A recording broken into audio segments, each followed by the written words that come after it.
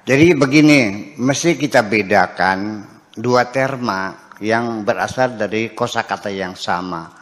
Yang satu namanya syukuran, yang kedua tasyakuran.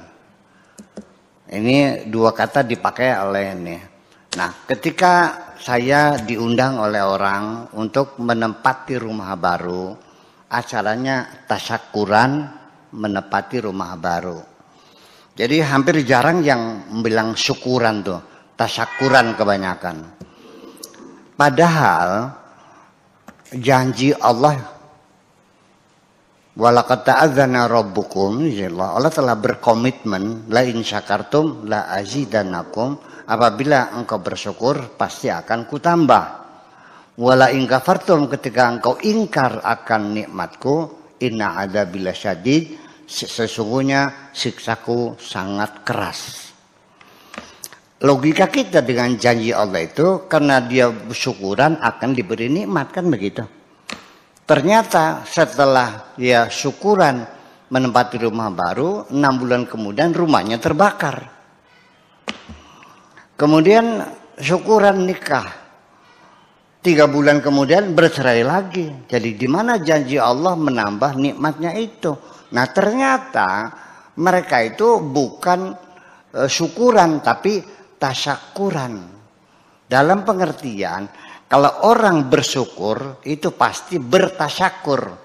Tapi tidak selalu orang yang bertasyakur itu bersyukur. Karena tasyakur itu adalah sebatas mengucapkan thanks a lot. Merci beaucoup. Itu aja. Terima kasih. Nuhun pisan bahasa Sundanya ya. Terima kasih banyak. Nuhun, matur nuhun. Terima kasih. Banyak semacam itu. Terima kasih. Thank you very much, thanks a lot, dan sebagainya. Tetapi kalau syukuran itu adalah kondisi hati, bukan ucapan. Jadi artinya bisa saja orang itu tasyakuran tapi tidak bersyukur. Ketika membeli sesuatu di pasar, katakan saja beli bawang. Beli 5 kilo tanpa imbuh, pas kali timbangannya. Jadi si pembeli bilang, masa 5 kilo nggak ada imbuhnya? Ya deh, dikasih. Ternyata imbuhnya itu bawang-bawang yang bosok. Dia bilang terima kasih, tapi sambil membentak. Itu dia tidak bersyukur, dia bertasyakur terima kasih sambil marah. Anak kita juga minta uang 10.000, kita kasih 2.000, diambil juga, tapi bilang terima kasih sambil lari. Nah, itulah makanya jadi orang, dari mana buktinya dia itu tasyakur? Acara tasyakur, ya betul tasyakur. Setelah saya ceramah, saya dibawa masuk ke kamar tidurnya. Tempat tidurnya itu dibuat dari braso. Ini pesan dari Itali, harganya 700 juta. Kemudian masuk di kamar mandi itu terbuat dari resapnya dari onyx. Yang pesan dari Turki langsung. Ya kan, ini harganya sekitar 200 juta. Nah, ketika diajak muter-muter di rumah dia yang sangat mewah itu, ini lagi tasyakuran apa sedang pamer? Jadi beda. Nah, jadi ingin saya jelaskan secara mendetail di sini. Jadi bersyukuran itu salah satu unsurnya atau komponen syukur itu adalah mengucapkan terima kasih atau alhamdulillah. Memuji Allah itu salah satunya. Tetapi yang paling terpenting bahwa syukuran itu satu adalah pertama dia menyadari plus merasakan plus memahami plus mengetahui bahwa dia mendapatkan nikmat dari Allah. Itu satu. Memahami, menyadari, mengerti, mengetahui. Kalau seandainya Pak Afkar di bawah ranjangnya itu, di bawah tehelnya ada harta karun emas 10 kintal atau 1 ton, tapi tidak tahu seneng nggak? Bisa bersyukur nggak? Ya enggak, karena nggak tahu. Atau juga kita tidak sadar berapa lama saya tidak pernah mensyukuri bokong. Nah, ketika kena bisul, 2 bulan saya nggak bisa duduk. lurus, miring begini. Ya Allah, baru sadar nikmatnya bokong seperti bantal permanen, duduk di mana saja empuk. Ya, jadi selama ini saya tidak mensyukuri punya bokong. Kenapa? Karena saya tidak menyadarinya. Banyak seorang perempuan dapat suami yang soleh, sangat-sangat soleh sekali, dia ngelus dada setiap hari, marah-marah terus. Masya Allah. Setelah mati dia baru sadar, oh jadi suami saya itu waliullah. Ya terlambat persoalannya. Jadi satu syaratnya sadar, tahu, mengerti, itu satu. Yang kedua, bersyukur itu adalah mengakui bahwa itu adalah pemberian Tuhan. Jadi bersyukur itu adalah 4 komponennya atau sebetulnya ada 80 pernah saya analisa ada 80. Tapi kita singkat saja. Yang kedua yaitu mengakui sebagai pemberian Allah. Saya mau nanya kepada orang yang sukses dalam kehidupan, meraih jabatan, mengumpulkan harta dan sebagainya. Coba kita tanya orang kaya, dari mana kau dapatkan hartamu yang berlimpah ruah ini? Jawabannya hampir sama. Hasil jerih payahku, hasil banting tulang peras keringat, kepala jadi kaki, kaki jadi kepala, siang jadi malam, malam jadi siang, banting tulang peras keringat. Dia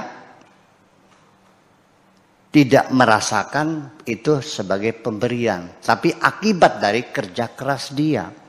Sekalipun dia mengundang mubalik tasyakuran, dia tidak bersyukur kok.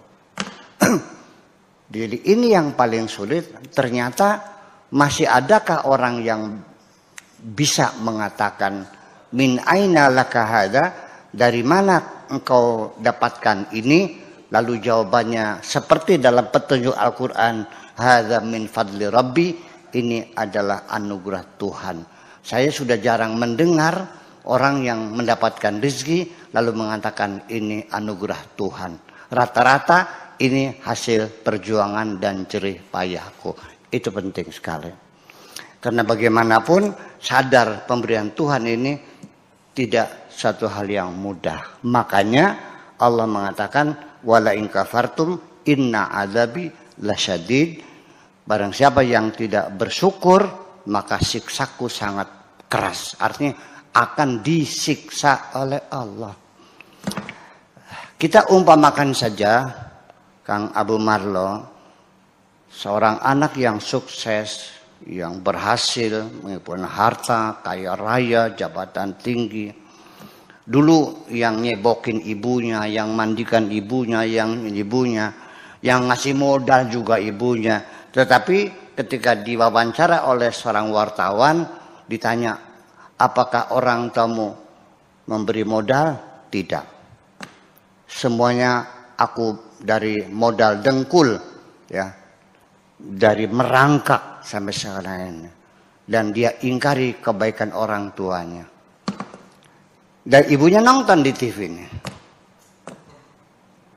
Langsung sang ibu datang ke rumah anaknya. Wahai anakku yang sangat aku cintai. Mulai hari ini jangan kau panggil aku sebagai ibumu lagi. Sakit hati.